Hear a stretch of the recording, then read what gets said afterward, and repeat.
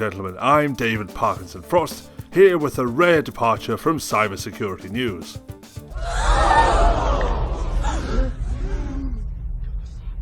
The battle between the best first-person multiplayer shooter has ended with Microsoft buying Activision Blizzard, maker of the Call of Duty franchise.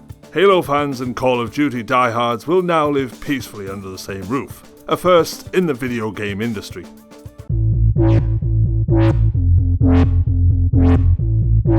Microsoft shelled out. Get it? Because it's a shooter. Microsoft shelled out $68.7 billion in cash for the video game company, making it the largest acquisition in its history.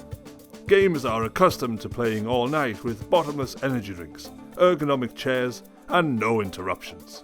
They will be in for a rude awakening, however, when Microsoft rolls out its Patch Tuesday updates for Call of Duty. Downtime has now silently crept its way into the lives of recreational and professional gamers around the world. We don't know the long-term effects this will have, but we suspect gamer morale will be significantly affected by Microsoft's monthly updates. This has been a Vicarious News Corp production.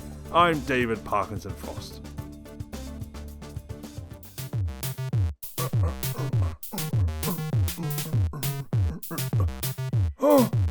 Patch Tuesday installation will commence.